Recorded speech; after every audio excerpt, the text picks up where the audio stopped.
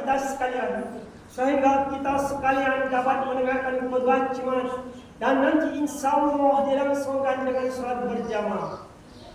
Marilah kita senantiasa meningkatkan iman dan takwa kita kepada Allah Subhanahu wa Ta'ala, yaitu menjalankan segala perintah-perintahnya dan menjauhi segala yang dilarang oleh Allah Subhanahu wa Ta'ala.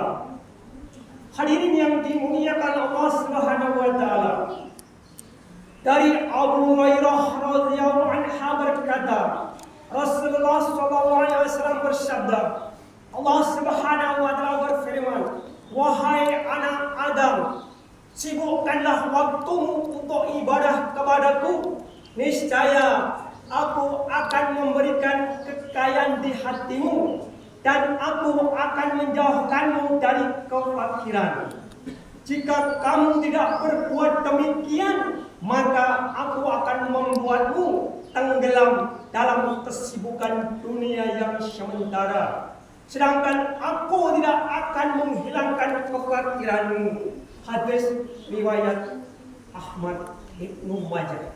Hadirin yang dimuliakan Allah Subhanahu wa Ta'ala, sesungguhnya kita semua ini dalam suatu perjalanan, yaitu perjalanan yang sudah ditentukan oleh Allah Subhanahu wa Ta'ala, yaitu perjalanan menuju kampung akhirat yang kekal dan abadi yang selama-lamanya.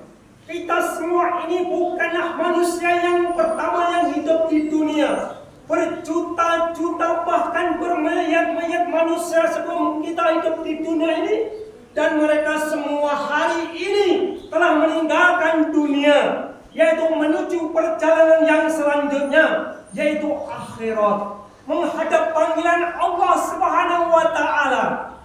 Jika kita semua sudah tiba gilirannya, kita pun pasti akan mati juga. Akan kita tinggalkan kesenangan, kemewahan, dan hiruk-pikuk dunia ini.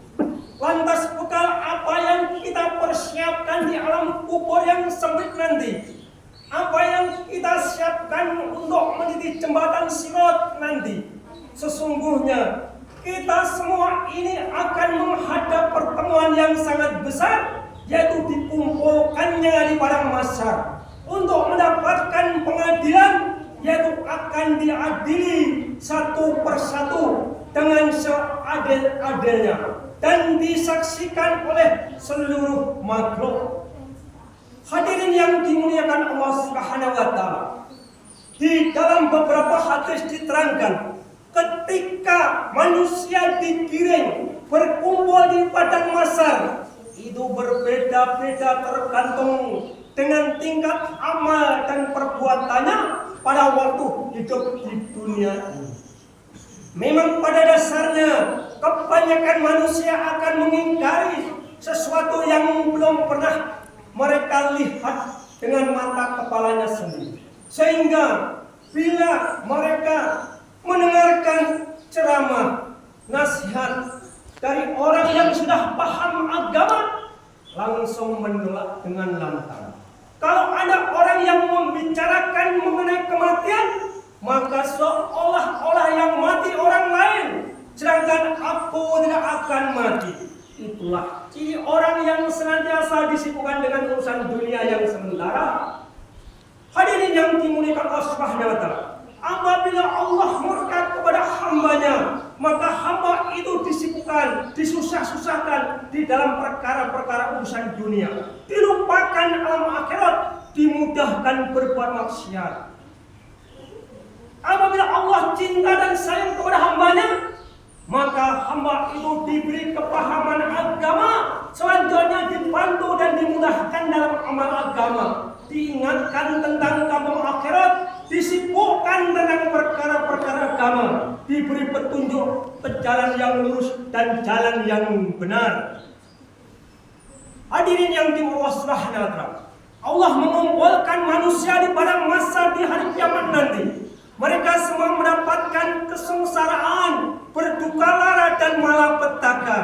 Di hari yang mencekam, mereka lalu berkata, bagaimana kalau kita memohon syafaat kepada Tuhan kita, sehingga Allah memindahkan dari tempat ini. Mereka mendatangi Nabi Adam dan berkata, "Wahai Adam, engkau Nabi yang pertama, bapaknya seluruh manusia. Engkau diciptakan oleh Allah dengan tangannya, sebagian rohnya ditiupkan kepadamu, dan malaikat diperintahkan untuk sujud kepadamu.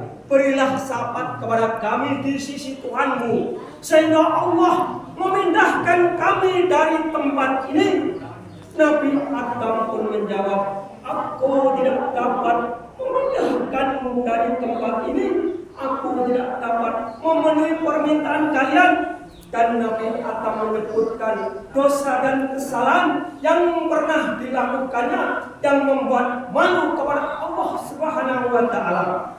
Datanglah kepada Nabi Nuh, yaitu Rasul yang pertama yang Allah utus kepada penduduk bumi.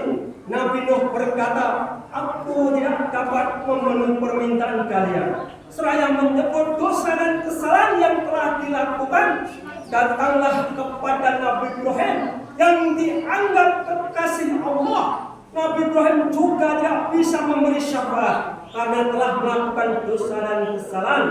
Datanglah kepada Nabi Musa yang telah diajak bicara dan diberi kitab Taurat oleh Allah Subhanahu wa Ta'ala. Namun Nabi Isa pun juga menjawab, "Aku tidak bisa memenuhi permintaan kalian." Seraya menyebutkan dosa dan kesalahannya yang pernah dilakukan yang menjadikan aku malu kepada Allah Subhanahu wa Ta'ala.